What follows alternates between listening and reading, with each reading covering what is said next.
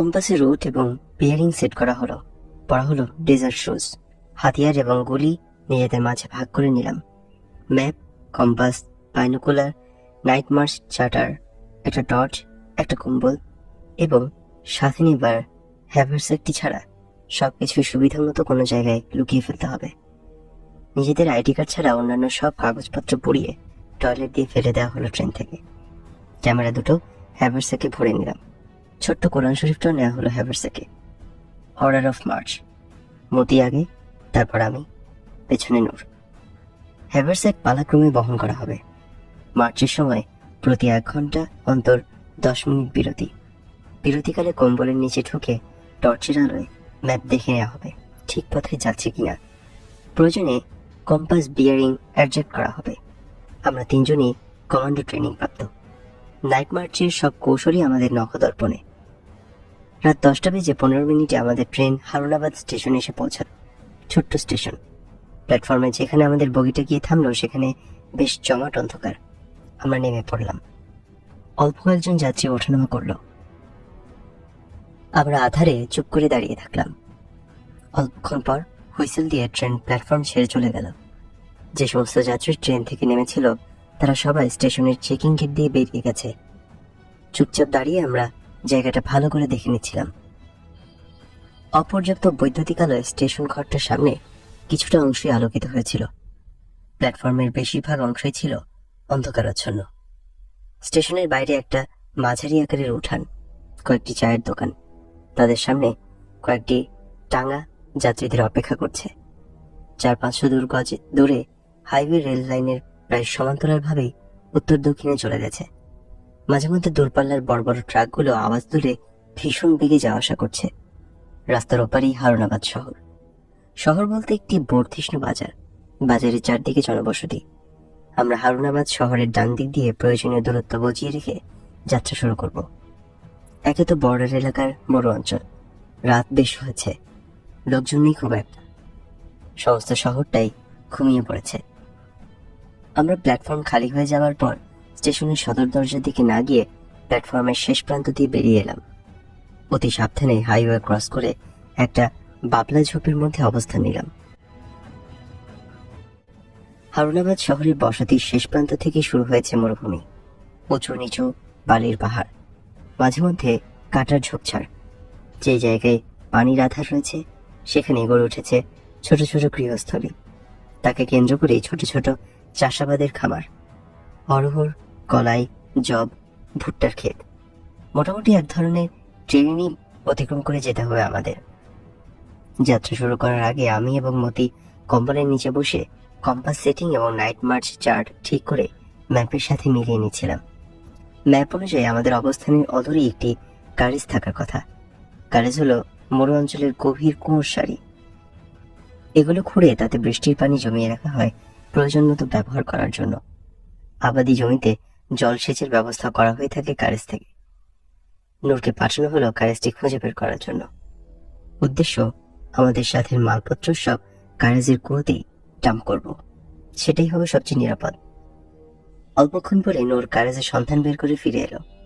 আমরা সবাই হ্যাভারস্যাকটি রেখে বাকি মালপত্র সব নিয়ে কারেজের একটা কুয়োতে গিয়ে ফেলে দিয়ে আসলাম। এবার সার্বিকভাবে যাত্রা শুরু করতে আমরা প্রস্তুত। বিসমিল্লাহ বলে আমরা পদযাত্রা শুরু করলাম শ্রীকরণপুরের উদ্দেশ্যে।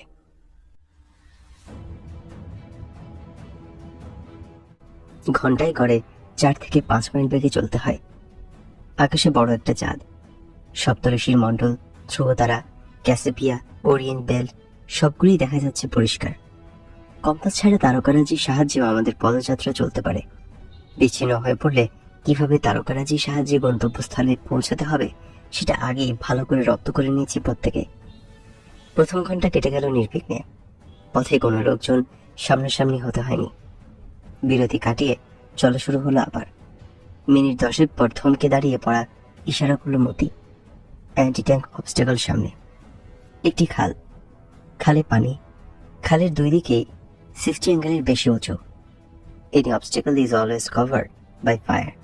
তাই ক্রসিং এর আগে প্রথমে রেকি করতে হবে। মতি এবং আমি চললাম, একে অপরকে কভার করে চলছি, কিছু হলে যাতে অবস্থার মোকাবেলা করা যায়। নূর অপেক্ষায় থাকলো একটা বাবলা ঝোপের আড়ালে। রেকি করে দেখলাম খালে বুক পর্যন্ত পানি, হেঁটেই ক্রস করা যাবে, অসুবিধা নেই, স্রোতও নেই তেমন। পাড়ে বসে ইনফ্রারেড বাইনোকুলার দিয়ে ক্রসিং এলাকাটা ভালো করে দেখে নিলাম। মতি ফিরে গিয়ে নূরকে সাথে করে নিয়ে এলো। অল ক্লিয়ারের আদেশের সাথে সাথে একে একে ট্যাকটিক্যাল ক্রসিং শুরু হলো। সর্বশেষে আমিও পার হয়ে গেলাম। ওপারে উঠে রুট অনুযায়ী আবারও যাত্রা শুরু করলাম। গতি এবং সময় সামঞ্জস্যতা বজায় রেখে অবিরাম ছুটে চলেছি নিঃশব্দে। ইশারা সংকেতে প্রয়োজন মতো ভাবের আদান প্রদান চলছিল। আর 10 মিনিট হাঁটলেই দ্বিতীয় বিরতি। মতি সংকেত দিল। সবাই মাটিতে শুয়ে পড়লাম। দেখলাম 4টি উটের একটি ছোট্ট কাফেলা একটি বর্ডার পেট্রোল মরু অঞ্চলে এভাবে একটি বিওপি থেকে অন্য বিওপিতে পেট্রোলিং করে থাকে উটির পিঠে চড়ে। বিওপি হলো বর্ডার অবজারভেশন পোস্ট। ক্রলিং করে কাছে একটা কাটা ঝোপের মাঝে আস্তে ঢুকে গিয়ে পজিশন নিয়ে নিথর শুয়ে থাকলাম। পেট্রোলটি উত্তর দিকে চলে গেল। ওরা হদিসও পেল না উটির প্রায় পায়ের নিচে শুয়ে রয়েছে জলজন্ত 3 জন লোক। আমরা উঠে আবারও হাঁটা শুরু করলাম। দ্বিতীয় বিশ্রামের পর কিছু দূর যেতেই মাটি খোঁড়ার শব্দ দূর থেকে ভেসে এলো। থমকে দাঁড়িয়ে পড়লাম আমরা। ম্যাপ অনুযায়ী এখানে তো কোনো পক্ষেরই কোনো ডিফেন্সিভ পজিশন থাকার কথা নয়, তবে মাটি খুঁড়ছে কারা? মতিকে পাঠানো হলো রেকি করতে। একটি নতুন ডিফেন্সিভ লাইন তৈরি করতে বাংকার খোঁড়া হচ্ছে, তাই নির্ধারিত রুট থেকে একটু বেঁকিয়ে কিছু দূর যে আবার পরে নির্ধারিত রুটে ফিরে আসতে হবে আমাদের। সেভাবেই কম্পাস বিয়ারিং এবং নাইট মার্চ চার্ট সেট করে আবারও যাত্রা শুরু করলাম। ডিফেন্সিভ পজিশন বাইপাস করে এগিয়ে চললাম আমরা। এখানে আরেকটি নালা কেন? তবে কি আমরা ভুল পথে এগোচ্ছি? যাত্রা থামিয়ে ঝোপের আড়ালে 3 জনেই কম্বলের তলায় ঢুকে ম্যাপ দেখতে বসে লাগলাম গভীর মনোযোগ দিয়ে। না, আমরা ঠিক পথেই চলেছি। ওটা নতুন করে খোঁড়া হয়েছে, তবে সেটার অবস্থান ম্যাপের মার্কিং এ নেই কেন? আমরা বর্ডার ক্রস করে ভারতীয় ডিফেন্সের সীমানায় ঢুকে পড়েছি। ঘড়িতে তখন 2:30 বাজে। হিসেব মতো আমরা এখন ভারতীয় সীমার ভেতরে। এটা ভারতীয় ডিফেন্সের অবস্ট্যাকল নতুন করে করা হয়েছে বিধায় ম্যাপের মার্কিং এ নেই। একইভাবে সতর্কতার সাথে খালটা ক্রস করে পাড়ে উঠে এলাম। এখন থেকে বিপদের ঝুঁকি অনেক বেশি, চলতে হবে খুব সাবধানে। আর 1-1.5 ঘন্টার মধ্যে পৌঁছে যাবার কথা শ্রীকরণপুর শহরের সীমানায়। খালের পরেই দেখলাম বাংকারে ভারতীয় সাঁজোয়া বাহিনীর ট্যাঙ্কগুলো ডিপ্লয় করা আছে। বাংকারগুলো থেকে মাঝে মাঝে মানুষের কথোপকথনের আওয়াজ শোনা যাচ্ছিল। গভীর রাত, তাই সমস্ত এলাকা জুড়ে ছিল অস্বাভাবিক নিস্তব্ধতা। আমাদের এগিয়ে চলার জন্য এই ধরনের পরিবেশ অতি অনুকূল। চারিদিকে সতর্ক দৃষ্টি রেখে ক্ষিপ্র গতিতে ভারতীয় ডিফেন্সের পুচ্ছ ভেদ করে এগিয়ে চললাম আমরা। কেউ কিছু টের পেল না। বেশ কিছু দূর চলে এসেছি। হঠাৎ দেখি অল্প দূরত্বে কয়েকটি ট্যাঙ্ক, কতগুলো গাড়ি সেগুলোকে ঘিরে রয়েছে। বুঝলাম এটি হেডকোয়ার্টার্স। ওই অবস্থানকে পাশ কাটিয়ে চুপিসারে এগিয়ে চললাম গন্তব্যস্থলের দিকে। ইতিমধ্যে দূর দিগন্তে শ্রীকরণপুরের আলোকছটা দেখা যাচ্ছিল। আর মাত্র 4-5 মাইল পরেই পৌঁছে যাব শ্রীকরণপুর। আমাদের জোশ দ্বিগুণ হয়ে গেল। পথের ক্লান্তি ভুলে গিয়ে প্রায় দৌড়ে এগোতে থাকলাম সেই আলোকছটার দিকে।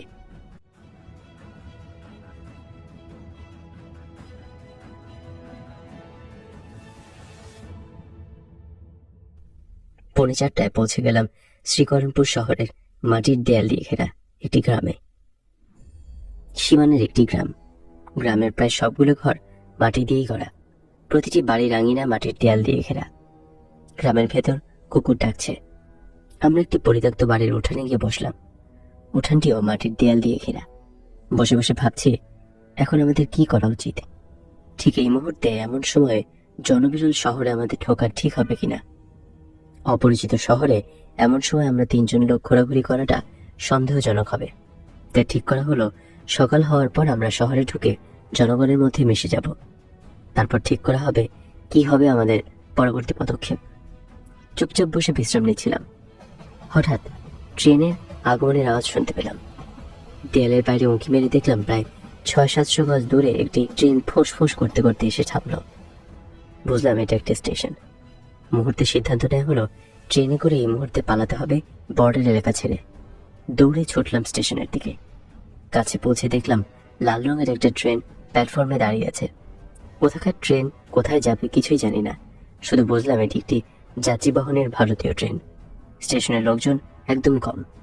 দৌড়ে গিয়ে একটা খালি কামরায় উঠে গেলাম নির্দ্বিধায়। উঠেই দরজা জানলা ভালো করে বন্ধ করে দিয়ে বসলাম। কিছুক্ষণ পর ট্রেন সিটি বাজিয়ে ছেড়ে দিল। আমরা হাফ ছেড়ে বাঁচলাম। প্ল্যাটফর্মে উঠেই লক্ষ্য করেছি স্টেশনটির নাম শ্রীকরণপুর। শ্রীকরণপুর রাজস্থান প্রভিন্সের জেলা শ্রীগঙ্গানগরের অধীনে একটি সাবডিভিশন। আমাদের লক্ষ্য দিল্লি পৌঁছানো।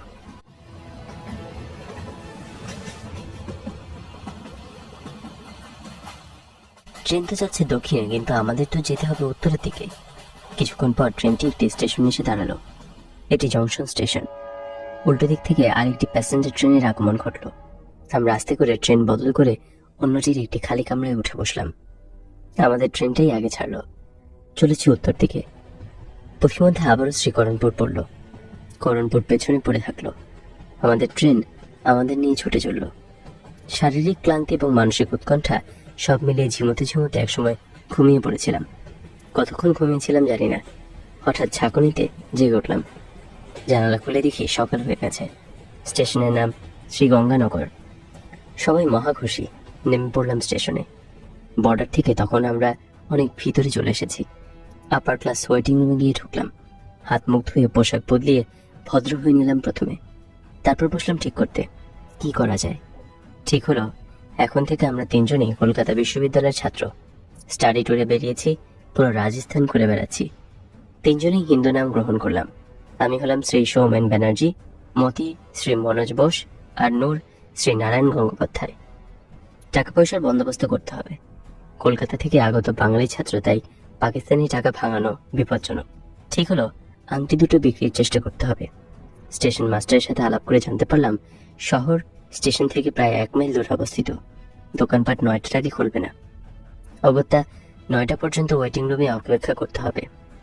ঠিক 9টায় তিনজনই বেরিয়ে পড়লাম। আমার এবং মতির গলায় ঝুলিয়ে নিলাম ক্যামেরা দুটো। নূরের পিঠে হ্যাভারস্যাক।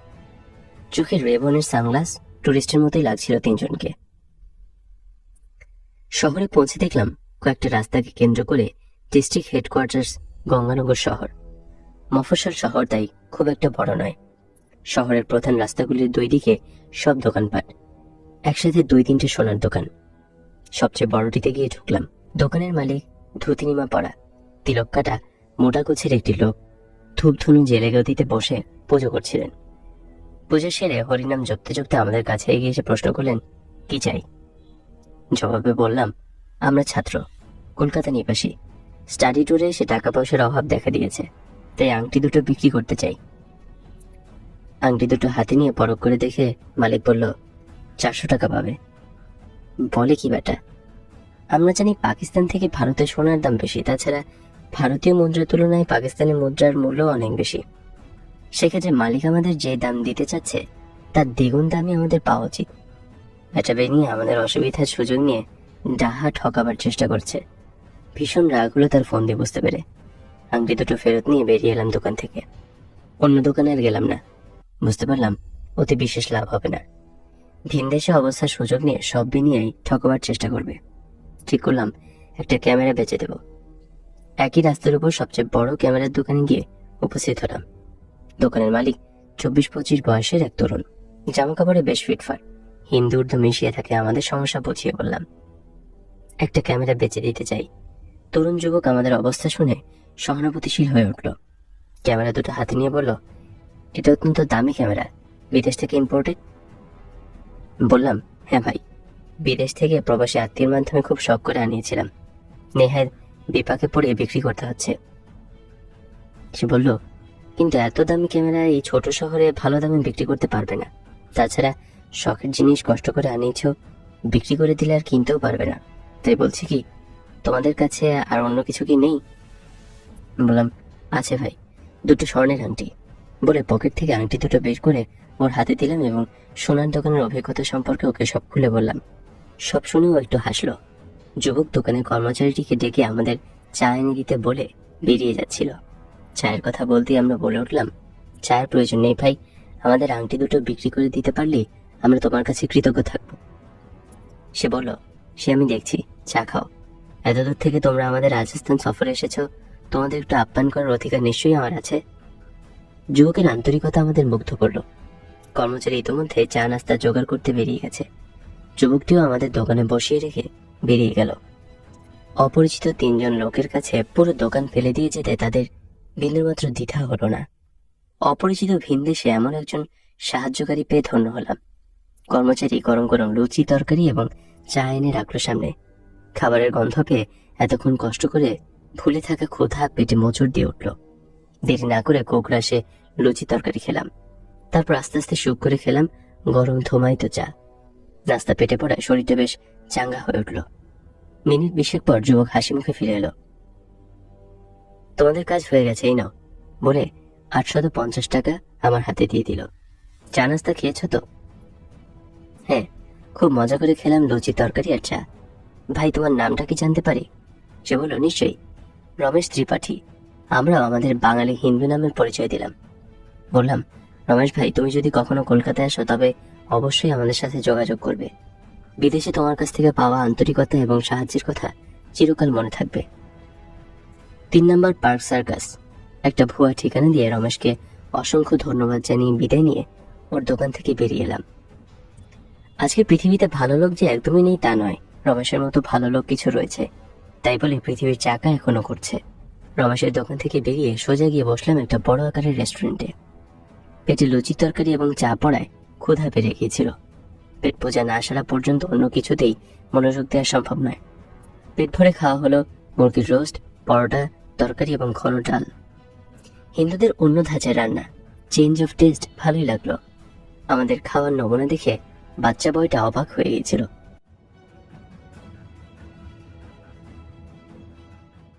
পেট ভরে খাওয়ার পর নূর গেল খবরের কাগজ কিনতে। 2-3টা খবরের কাগজ নিয়ে এসে ফিরে এলো। খবরের কাগজ খুলতেই দেখা গেল বাংলাদেশের উপর বিস্তারিত সচিত্র সংবাদ। জনাব নজরুল ইসলাম, জনাব তাজউদ্দিনের নেতৃত্বে প্রবাসী আওয়ামী লীগ সরকার গঠিত হওয়া সংবাদ, মুক্তি ফৌজের সংবাদ, সবকিছুতেই বিস্তারিতভাবে ছাপা। ভারতীয় সরকারের পরোক্ষ সহযোগিতার কথাও লেখা হয়েছে। রণাঙ্গনের ছবিতে মেজর খালেদ মোশাররফের ছবি ছাপা হয়েছে মুক্তি ফৌজের বীর মুক্তিযোদ্ধাদের সাথে। কাগজগুলো থেকে বুঝতে পারলাম আমরা মুক্তিযুদ্ধ সম্পর্কে যতটুকু জানতাম ঘটনা প্রবাহ তার চেয়ে অনেক বেশি এগিয়ে গেছে। সত্যি যুদ্ধ চলছে বাংলার মাটিতে। স্বাধীনতার সংগ্রামে যোগদানের জন্য ঝুঁকি নিয়ে আমরা ভুল করিনি। যত তাড়াতাড়ি সম্ভব রণাঙ্গনে যেয়ে যুদ্ধে অংশগ্রহণ করতে হবে আমাদের। 3 জনে পরবর্তী পদক্ষেপ সম্পর্কে আলোচনা শুরু করলাম নিচু স্বরে। ভারতীয় কর্তৃপক্ষের চোখ ফাঁকি দিয়ে মুজিবনগরে যাবার চেষ্টা করা হবে রিস্কি। নিয়ম অনুযায়ী বর্ডার ক্রস করার পর ভারতীয় কর্তৃপক্ষের কাছে আত্মসমর্পণ করাটাই ছিল যুক্তিসঙ্গত। স্বেচ্ছায় ধরা দিলে আমাদের উদ্দেশ্য সম্পর্কে কোনো সন্দেহ দেখা দেবে না ভারতীয় কর্তৃপক্ষের সামনে। ধরা না দিলে আমাদের উদ্দেশ্য সম্পর্কে সন্দেহের অবকাশ থাকবে। কিন্তু ধরা দেব কোথায়? গঙ্গানগরে ধরা দিলে অযথা সময় নষ্ট হবে, কারণ আমাদের ব্যাপারে সব সিদ্ধান্তই আসবে কেন্দ্রীয় সরকারের কাছ থেকে। সেক্ষেত্রে এখানকার কর্তৃপক্ষের হাতে বন্দী হয়ে কেন্দ্রীয় নির্দেশের অপেক্ষায় সময় নষ্ট হবে অযথা। তাছাড়া 3 জন কমান্ডো ট্রেনিং প্রাপ্ত পাকিস্তানি সামরিক অফিসারদের কাছ থেকে প্রকৃত তথ্য জানার যে উপায় অবলম্বন করা হবে নিম্ন পর্যায়ে, তা সহ্য করার মতো মানসিক এবং শারীরিক অবস্থা বর্তমানে আমাদের নেই। তার চেয়ে বরং দিল্লি পৌঁছে আত্মসমর্পণ করাটাই হবে শ্রেয়। যা হবার সেখানেই হোক। ঠিক হলো, দিল্লি যেয়ে আমরা আত্মসমর্পণ করব মিনিস্ট্রি অফ এক্সটার্নাল অ্যাফেয়ার্সে। কিন্তু বর্ডারে আত্মসমর্পণ না করে দিল্লি পর্যন্ত পৌঁছানোর জন্য ভারতীয় কর্তৃপক্ষের মনে যাতে কোনরূপ সন্দেহের সৃষ্টি না হয়। কেন বর্ডারে আত্মসমর্পণ না করে আমরা দিল্লি রওনা হলাম তার যুক্তি বর্ণনা করে ভারতের প্রধানমন্ত্রী শ্রীমতী ইন্দিরা গান্ধীর কাছে রাজনৈতিক আশ্রয় চেয়ে একটি আবেদনপত্র লিখে ফেললাম 3 জন মিলে। ঠিকানা লেখা হলো মাননীয় প্রধানমন্ত্রী, ভারত সরকার প্রযত্নে মিনিস্ট্রি অফ এক্সটার্নাল অ্যাফেয়ার্স, রাষ্ট্রপতি ভবন, সাউথ ব্লক, নয়াদিল্লি। পোস্ট অফিসে গিয়ে রেজিস্টার্ড মেইলে চিঠিটা পাঠিয়ে রসিদ নিয়ে ফিরে এলাম রেস্টুরেন্টে। পোস্টমাস্টার বলেছিলেন 2-1 দিনের মধ্যেই চিঠিটা পৌঁছে যাবে দিল্লিতে। চিঠিটার একটি কপি পাঠাতে হবে মুজিবনগর সরকারের কাছে। এই এলাকা থেকে মুজিবনগর সরকারের কাছে রেজিস্টার্ড পোস্ট পাঠানো যুক্তিসঙ্গত হবে না। ঠিক করলাম দিল্লি থেকে ওটা পোস্ট করব। এরপর নূরকে পাঠানো হলো স্টেশনে দিল্লি যাবার টিকিট করার জন্য। ফিরে এলো নূর। সন্ধ্যা 7:30টায় কালকা মেইলে করে দিল্লি যাব আমরা। 3য় শ্রেণী 3টা টিকিট কেটে নিয়ে এসেছে নূর। পয়সা কম থাকার কারণে 1ম শ্রেণীর টিকিট আর কাটা সম্ভব হয়নি। হাতে প্রচুর সময়। দুপুরে আর এক প্রস্ত খাওয়া দাওয়া করে শহরটা একটু ঘুরে ফিরে দেখার জন্য বেরোলাম। ঘুরে ফিরে দেখছি আর ক্যামেরায় ছবি তুলছি, স্মৃতিগুলোকে ধরে রাখার জন্য। ছোট্ট শহর, ঘোরা শেষ হয়ে গেল অল্প সময়ের মধ্যেই।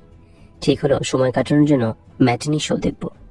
একটা হলে গিয়ে দেখলাম অঞ্জনা চলছে, ববিতা রাজেন্দ্র কুমার অভিনীত। টিকিট কেটে ঢুকে পড়লাম। মফস্বল শহরের সিনেমা হল, ব্যবস্থা মোটামুটি। ভরদুপুর রোদে উপরের টিনের চাল তেতে উঠেছে, ভীষণ গরম লাগছিল রকের ভিড়ে। সদ্য মুক্তি পাওয়া ছবি, হাউসফুল, কিন্তু বেশ মজাই লাগছিল। বাদাম চানাচুর চিবোতে চিবোতে ছবি দেখতে। ছবি শেষ হলো, হল থেকে বেরিয়ে এলাম বিকাল 5:30টায়। আবারও গিয়ে বসলাম সেই সকালের হোটেলে। আরেক প্রস্থ খাওয়া হলো। ধীরে সুস্থে 6:45টায় স্টেশনে গিয়ে পৌঁছালাম। কালকা মেল ট্রেন আসবে 7:30টায়, কিন্তু তখনও প্ল্যাটফর্ম একদম খালি। ব্যাপার কি? টিকিট কালেক্টরকে জিজ্ঞেস করতে তিনি বললেন, ট্রেন 6:30টায় ছেড়ে চলে গেছে। মানে? মাথায় আকাশ ভেঙে পড়ল। নূর বোর্ড থেকে ট্রেনের সময় 6:30টার জায়গায় 7:30টা পড়েছে। ভীষণ রাগ হলো। মতি এবং আমি নূরকে তার গাফিলতির জন্য বকাবকি করতে লাগলাম। আমাদের বকাবকি শুনে কালেক্টর সাহেব এগিয়ে এসে বলেন, যা হবার তা হয়ে গেছে, গোলমাল করে সময় নষ্ট না করে ট্যাক্সি পাকড়ো। ড্রাইভারকে বকশিস দেবার কথা বললেও তোমাদের ট্রেন পৌঁছানোর আগে পরের স্টেশনে পৌঁছে দিতে পারবে। তার মধ্যস্থতে একটি ট্যাক্সি ঠিক করে উঠে বসলাম। কালেক্টর সাহেব ড্রাইভারকে পাঞ্জাবিতে সব বুঝিয়ে দিয়েছিলেন। সেই ড্রাইভার তার হিন্দুস্তানি ট্যাক্সি চালিয়ে দিল উল্কা বেগে। রাস্তার অবস্থা মোটামুটি। তীব্র বেগে ছুটে চলেছে আমাদের ট্যাক্সি। ভাবলেশীন অবস্থায় স্টিয়ারিং হাতে বসে আছেন সর্দারজি। আমরাও চুপ করে বসেছিলাম। মুখে কেউ কিছু না বললেও প্রতি মুহূর্তে মনে হচ্ছিল স্বাধীনতা যুদ্ধে বোধহয় আর যাওয়া হলো না। রাজস্থানের এই মরুভূমিতে মোটর দুর্ঘটনা অকাপিত হবে। মনে মনে দোয়া দূরত পড়তে লাগলাম। সর্দারজির চেষ্টা সার্থক হলো। ট্রেনের আগে এসে আমাদের পৌঁছে দিল পরবর্তী স্টেশনে। ড্রাইভার পাঞ্জাবিতে বলল, দেখো সাবজি, আজ হি পৌঁছে গয়ে হ্যাঁ। সর্দারজির মুখে একটা গর্বের হাসি। আমরা ট্যাক্সি থেকে নেমে ভাড়ার ওপর মোটা বকশিস দিতে সর্দারজির হাসি আরো বড় আকার ধারণ করলো। মিনিট 15 পর ট্রেন আসলো। আমরা নিজেদের নির্দিষ্ট কামরায় গিয়ে উঠলাম। ঘাম দিয়ে যেন জ্বর নেমে গেল। মেল ট্রেন ছুটে চলল। কামরায় আমরা মোট 4 জন যাত্রী। দূরপাল্লার মেল ট্রেন। বুফে কার আছে, বিছানাপত্রের বন্দোবস্ত রয়েছে। পয়সা দিয়ে বিছানা আনিয়ে নিয়ে যার যার বাড়িতে শুয়ে পড়লাম। রাতে ছুটে চলেছে কালকা মেল। পরদিন ভোরে দিল্লি পৌঁছাবো আমরা। ট্রেনের শব্দ এবং মৃদুমন্দ দোলায় বিছানায় শুয়ে শুয়ে নানান কথা চিন্তা করতে করতে একসময় গভীর ঘুমে ঘুমিয়ে পড়লাম। অনেকদিন পর আরামের ঘুম হলো। হঠাৎ করে ট্রেনের ঝাঁকুনিতে ঘুম ভেঙে গেল। চোখ খুলে দেখে আমাদের সহযাত্রী পাশের ভদ্রলোক আগেই ঘুম থেকে জেগে জানালা খুলে বাইরে তাকিয়ে বসে আছেন। শুয়ে শুয়ে দেখলাম বাইরের অন্ধকার ফিকে হয়ে আসছে। ভোরের পূর্বাভাস দেখতে দেখতে চারিদিক ফর্সা হয়ে এলো। পূর্ব দিগন্তে লাল সূর্যের উদয় হলো। উদীয়মান সূর্যের লালিমায় রক্তিম হয়ে উঠল পূর্ব আকাশ। সূর্যের আলোয় জেগে উঠল পৃথিবী। জানালা তুলে দিলাম আমি। ভোরের ঠান্ডা হাওয়ার ঝাপটা লাগলো চোখে মুখে। মুখ ঘোরাতেই চোখ পড়ল পাশের ভদ্রলোক সূর্যের দিকে চেয়ে নমস্কার করছেন আর বিড়বিড় করে কি সব বলছেন। বুঝলাম সূর্যদেবীর ভক্তি করে মন্ত্রপাঠ করছেন ভদ্রলোক। আমি উঠে টয়লেটে গিয়ে ঢুকলাম। প্রাতক্রিয়া সেরে হাত মুখ ধুয়ে প্রস্তুত হয়ে বেরিয়ে দেখি মতি, নূর তখনও ঘুমাচ্ছে। ওদের ডেকে তুললাম। একে একে ওরাও প্রাতক্রিয়া সেরে আমার পাশে এসে বসলো। কালকা মেল ঘন ঘন হুইসেল দিতে দিতে মন্থর গতিতে এগোচ্ছিল। ঘড়িতে তখন 6:30 উপর বাজে। বুঝলাম দিল্লির কাছাকাছি এসে গেছে। 7টায় পৌঁছানোর কথা। ঠিক 7টার সময় কালকা মেল এসে থামলো দিল্লি স্টেশনে। বিরাট বড় দিল্লি স্টেশন, অসম্ভব ভিড়। এত সকালেও লোকজনের অভাব নেই। ব্যস্তভাবে সবাই ছোটাছুটি করছে। একটির পর একটি গাড়ি দাঁড়িয়ে আছে প্ল্যাটফর্মে। নির্দিষ্ট প্ল্যাটফর্মে আমাদের ট্রেন এসে থামলো। ঠিক বিশ্বাস হচ্ছিল না এত সহজেই দিল্লি পৌঁছে গেলাম। ট্রেন থেকে নেমে স্টেশন থেকে বেরিয়ে এলাম। বেরোতেই ট্যাক্সিওয়ালারা ঝেঁকে ধরলো। একজন এসে বলল, বাঙালি বাবু ট্যাক্সি চাইয়ে? বললাম, হ্যাঁ। নিয়ে চলো মাঝারি দামের ভালো কোনো হোটেলে, সিটি সেন্টারের কাছাকাছি হলে ভালো হয়। সে বলল, লে চলতে হ্যাঁ সব আইয়ে। বলেও আমাদেরকে ট্যাক্সির কাছে নিয়ে গেল। দরজা খুলে আমরা ভেতরে বসলাম। 20 থেকে 25 মিনিটের মধ্যে চালক একটি হোটেলের সামনে গাড়ি থামালো। হোটেল নটরাজ। ট্যাক্সির ভাড়া চুকিয়ে দিয়ে রিসেপশনে গিয়ে 2টো কামরা বুক করলাম। একটা সিঙ্গেল রুম আমার জন্য আর একটা ডাবল রুম মতি এবং নোরের জন্য। পাশাপাশি কামরাই পাওয়া গেল। পোর্টার আমাদের হ্যাভার্সে কাঁধে তুলে কামরায় পৌঁছে দিল। 3-4 স্টার হোটেল, ভালোই পরিষ্কার পরিচ্ছন্ন, চার্জও রিজনেবল। প্রতিটি কামরার সাথে ছোট্ট একটা বেলকনি থেকে দিল্লি শহরের অনেক দূর দেখা যায়। আমরা রুম পেয়েছিলাম 4 তলায়। প্রতিটি রুমের সাথেই রয়েছে অ্যাটাচড বাথরুম। হট শাওয়ার নেওয়ার পর ট্রেন সফরের ক্লান্তি গ্লানি সব দূর হয়ে গেল। রুম সার্ভিস ডাকিয়ে নাস্তা করলাম 3 জন একত্রে। নাস্তা খেতে খেতে ঠিক করে নিলাম 20 তারিখ সকালে নিজেদের সমর্পণ করব মিনিস্ট্রি অফ এক্সটার্নাল অ্যাফেয়ার্সে গিয়ে। ইতিমধ্যে আমাদের পোস্ট করা চিঠিও পৌঁছে যাবে কর্তৃপক্ষের হাতে।